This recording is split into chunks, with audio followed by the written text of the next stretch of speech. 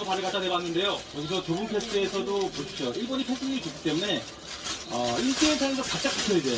지난달에 쇼팀 프랑스 그때 1골 1도 빠질 때 중앙에서 이렇게 골을 만들어냈어. 골도 뭐 4골을 넣고도 이 선수들이 좀 예측을 잘할 필요가 있어요. 공격 쪽에도 압박이 강점이 있는 선수로 선발을 배치했다는 것은 그 선수가 5초입니다. 잘하고 있는 거예요.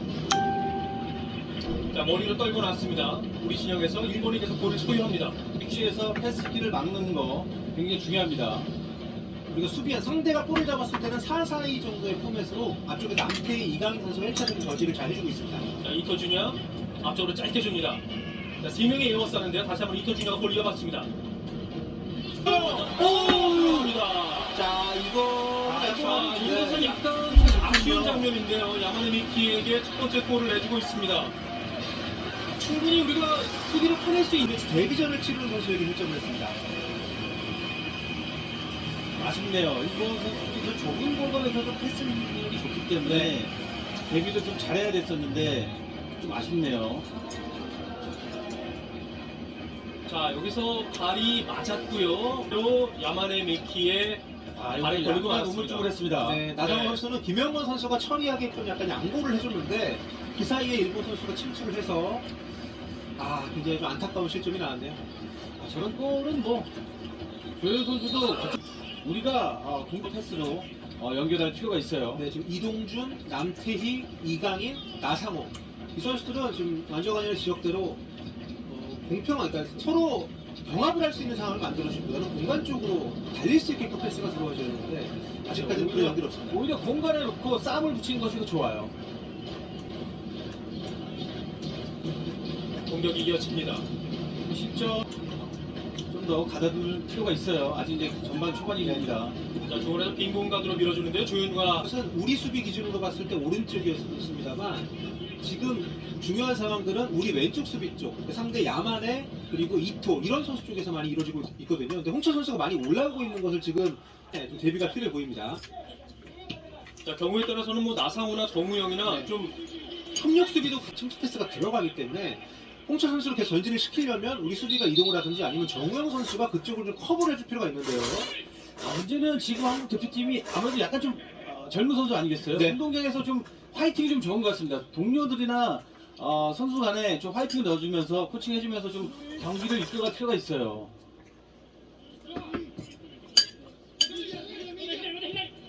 자, 앞쪽으로 짧게 연결을 시켜줍니다. 자, 이강인, 남태희. 지금 실점 이후에 좀 끌려가는 현상이 있기 때문에 우리가 빨리 슈팅 같은 한 방을 좀 들어가든 안 들어가든 공격적으로 슈팅 한 번을 날렸을 때 우리 쪽으로 흐름을 바꿀 수 있거든요. 그래서 그런 바꿀 필요가 있어요. 자, 슈팅. 그렇죠. 자, 뒷편이 많이 올라가서 측면으로 7점 내. 선수들이 빠르다는 걸 알고 좀 내려서 이강인 선수 소속팀 발렌시아에서도 이제 지난 시즌까지 지금 이 윗볼을 잡는 상황이 많이 나오다 보니까 이런 거 줄이 되고 있거든요. 네, 그러니까 일본이 왼쪽에서 볼을 주로 잡고 있기 때문에 우리 좋아. 뭐 강하게 나온다고 얘기를 했지만은 일본 선수할 수밖에 없어요. 받아낸다는 것이 터치하고 시도도 많았습니다. 그러니까 지금 일본 수비수들이 내려서 하고 있기 때문에 우리가 공간으로 뒷공간으로 침투할 공간이 없어요. 그러면은 이강인 선수가 아예 미드필드 보니까 저 윙어들도 여기서 볼을 끊어냈습니다. 이 가담해 주는 건 좋지만은 가담 후에 빨리 전방으로 침투하는 게 굉장히 중요해요. 뭐 지금 뭐 요시다 선수가 보이고 있지만 요시다 선수는 굉장히 아픈 강하지만 뒤는 좀 약한 편이거든요. 네. 그래서 뒷공간을 좀 때문에 앞은 되게 강하지만 뒤는 느려요. 그렇죠. 파악을 했습니다만 정우영 선수. 정우영. 이동준이나 나상호가 꼭 측면으로만 빠질 필요는 없어요. 중앙으로 잘라 들어오면서 공간 침투하는 것도 굉장히 좋은 방법이에요. 왜냐면 일본 수비는 양쪽 측면에 사사키 선수하고 야마네 선수가 우리 나상호나 이동준이 빠른다는 걸 알기 때문에 내려서 수비를 하기 때문에 중앙으로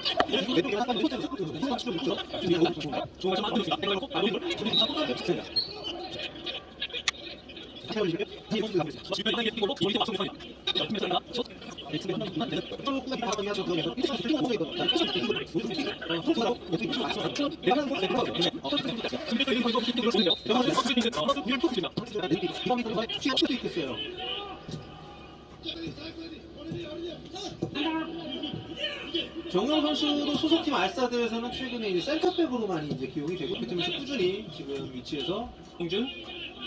자, 김태화. 반대편 데뷔해죠.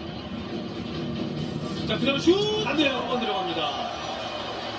자, 여기서 너무나 쉽게 지금 역습을 허용을 했고요. 가마다 다이치에게 두 번째 골을 허용하고 있습니다. 전반 26분, 가마다 다이치. 일본 선수들이 좁은 공간선의 개인. 지금은 어떻게 보면 되게 좀 아쉽습니다. 이강인 선수가 없어요. 일본 축구 충분히 뭐 좋은 시도라고 볼 수 있겠습니다만 기본적으로 후반에서 빌드업 자체가 안 되다 보니까 우리가 너무 쉽게 슈팅을 허용하는 상황. 5번째 슈팅 만에 2골을 실점을 하고 있습니다. 그러니까 공격적으로 나가다가 패스나 드리블에서 끊길 수는 있고 우리 수비가 복귀할 수 있는 시간을 벌어줄 수 있는 그런 역할도 좀 필요한데 너무 지금 손쉽게 슈팅을 연달아서 허용을 하고 있습니다. 자, 다시 1번 지역에서 공격을 한번 펼쳐봅니다. 자, 지금 선수들 간의 지금 패스 연결 자체도 굉장히 좀 매끄럽지 않은데요.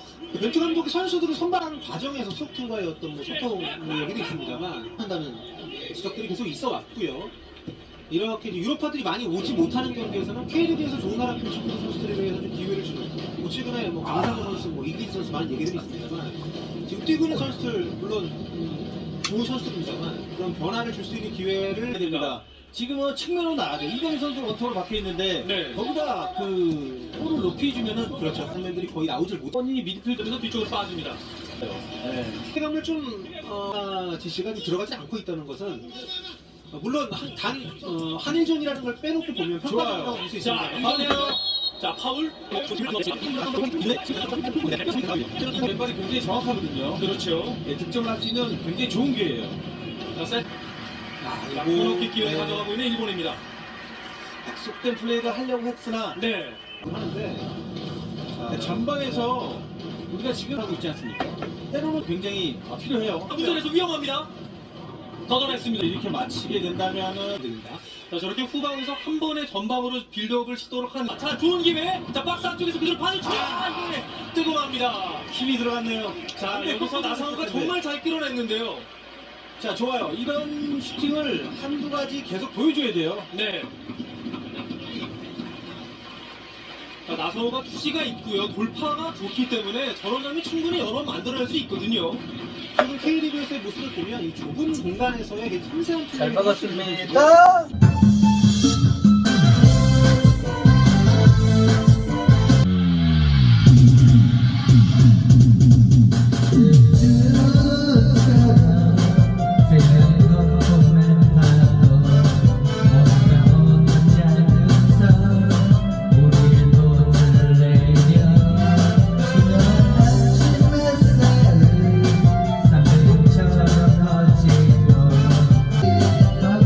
Ooh.